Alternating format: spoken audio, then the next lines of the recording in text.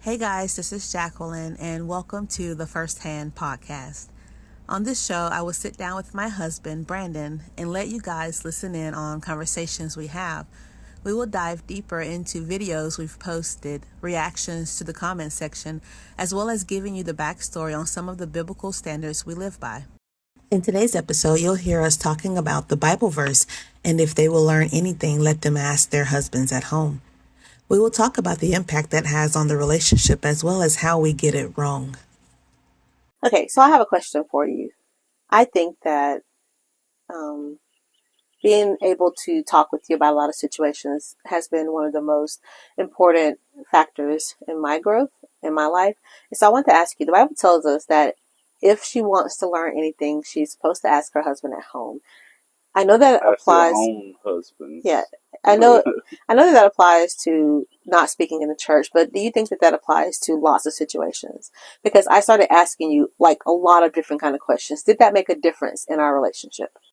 I think first it applies to the church because, you ask the person that's an authority over you first when it comes to especially the biblical things, and the husband is head of the wife, and he's the head of the household. So first, yes, asking your husband, not going to pastor every time and asking him stuff, ask your husband. And if he don't know, he going to get into the word, and he will ask the pastor also, if he don't know. But it's to build him up, because if you're asking stuff that he don't know about, he should know about this because he's the information station. He's supposed to be anyway for your family. Because men like to display their knowledge. They like to talk about what they know. And men like to do that, yes, about the thing that they know. But the thing they know should be the Bible if they're a biblical man. So should he know more about how to fix his car than the Bible? No. Should he know more about how to fish than the Bible? No. That should be the main thing he know about, right? Hmm. So he can know about other things, but this should be his focus, the thing that he desire the most. And that's your job to. It's kind of an inadvertent thing. If you don't know, ask him, and if he don't know, he need to know, so he get into the word and figure out what it is, and it build him up. okay, so that's what the word. What if a husband isn't saved? Can she still ask him things I think according so. to the Bible? I think so. I think also too, it doesn't mean he's going to be right. So if he's probably going to know that he's wrong if he's not saved. And look, I'd have no idea. Why you asking me? Well, I'm trying to do what the Bible says. Ask your own husband.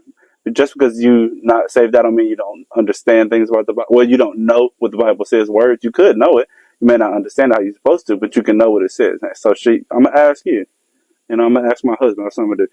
And he's like, well, I don't know. And it's gonna spark something in him. You're like, dang, why are you asking me as if you see as me some type of authority?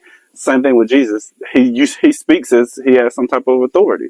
The scribes and Pharisees, the people above him, supposedly, they saw him as like, why he speaking with authority? Like he knows, and she sees him as having authority by asking that question because he has authority over her if he saves or not in the context of the marriage for her side, her standard. Mm-hmm. He may not see it from his standard, but that's what she's supposed to do. And like I said, he's not going to be right about everything, but you can ask him and see what he thinks about it, and he's going to know if he's right. He can be like, I don't know. Obviously, I don't know. I'm not Christian. I know stuff about it, but I don't know really what you're looking for. And that prompts his ideas, his thoughts, his wondering about Bible. Okay, so in terms of can she ask him any kind of random questions? I think that's 100%. Not I wouldn't say better, but that's 100% what builds your husband up in as in trusting you. That you see him as the authority of the family. He's gonna trust you. Like, okay, she believe in me in something, so I need to look at her differently. I will. It's not that he needs to. He will see you differently because like she's asking the question. She want to know, even if it's about I wouldn't say stupid stuff, but what I mean, like Earthly things, just like no, like he working on his car. Don't ask why he doing it. He right. mad, but it get done, and if he seems okay about it, say, hey, how do you know how to do that? Well, I learned it this way. And I was like, oh, you learned it like that? Can you explain to me some of the stuff? I just was wondering. You did this early on, too, at a lot of things. And it was annoying a little bit when I didn't know, because I didn't know, just like the Bible. But then if I did know a little bit about it, I was like, I'm kind of excited that you even care. But I know you don't care to the point of you're going to do it, but you care enough to ask me about me, Yeah. you know? So, but it builds his relationship with you, towards you. It definitely builds it, from what I understand about it, you know? Yeah. Because he feel like he has some type of authority. Like when the kids ask questions and stuff, and when you be like, leave me alone, you bothering me, or something like that. It's like, get out of here, kid. You don't need to know that. It's like, you're messing up there, huh? You missing out on great opportunities for yourself and for the child. It's like, but that's what angry dad does. He don't feel like being bothered. He don't want to help nobody because he ain't getting no help. You know, that's a whole different subject though. Angry dad. I think all dads have been there too at some point. If they become an angry dad at some point, Yeah. but you got to kind of get out of that. Yeah. Well, the angry mom is definitely a thing. Moms be losing it. But yeah. That's So aggravated, mom. burned out and all that Yeah. stuff. So I did. When I read that in the Bible, it was like, if she wants to learn anything, let her ask her husband at home. So I started asking you just random questions. And so I remember talking to a person who was supposedly a Christian, and she was like, but what if you know more than him? And I was like, well, God didn't put limitations on that. He said, ask your husband. I said, you should just ask him. And if he doesn't know, don't be like, oh, you don't know. Just say, okay, well, whenever you find out, I would love to know. Right. And just leave it there. Like, we have to give you space to find the information if you want to. I don't want to be considered a sexist, but what if I know more than him? We all talk like You that. know Women. more than him in the areas you know more, but he knows more than you in the areas that he knows more. Yeah. So it's not about that he knows everything and you know nothing. It's not about that you know everything and he knows nothing. It's opposite things. Y'all know equally. This is why you come together to build together as one. It's like, what are you doing when you say, well, I know more than him? What if I know more? You starting off wrong right there by saying that, what if I know more than him? So you just saying that you're assuming that you know more than him. You ain't asking nothing. You just assume, I'm not asking nothing because I know more than you. Okay. So what, you the boss now? You ignoring what the Bible says? I'm going to let you be the leader then. That's pretty much what you're doing. You want to be the leader, so go ahead. Maybe it's a lesson in humility for her to see if she will ask him something, if she will ask questions without asking so that she can show how much she know about this subject. Just ask the question and listen to the answer. Yeah, because it's always somebody smarter out there. The phrase is always somebody better than you out there. It's just like it's always somebody smarter out there than you. If you think you're the smartest, then you're never gonna learn anything. Oh, I'm smarter than them, so I can't learn nothing from you. The Bible clearly shows that too. Look to the ant. It just shows you different ways. Look to different. An ant, I think that was said on purpose. Yeah. You see your man as an ant. He don't know nothing. He just do his job, and that's it. Okay, but the Bible says we can still look to the ant, so you can learn something there, I think I learned a whole lot in humility when I started asking you questions, because there are plenty of times where I would have bet my life that I knew something and I had no idea how it worked. Case in point, I would tell you how to fix the car or how to cut the grass. And it's like, why do I think I know this stuff? I have no idea. But in my mind, I felt like, oh, you feel like you have some kind of authority of the situation more than anybody else.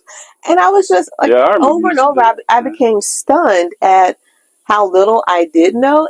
And it humbled me. It really humbled me, because I consider myself a very intelligent person, and I spent a lot of time reading the Bible. Then I realized that maybe I needed to spend a lot of time reading the Bible because I am hard to learn. Like, it's hard for me to learn things and to retain things.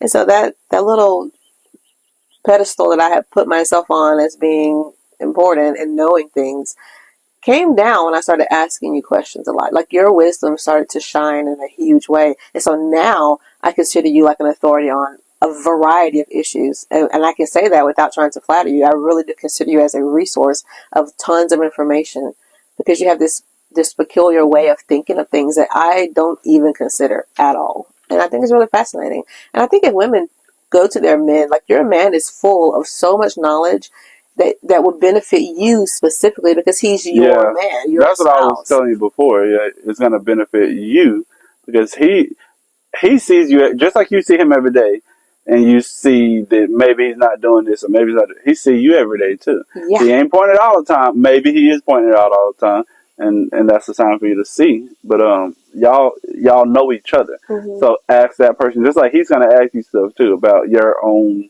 stuff.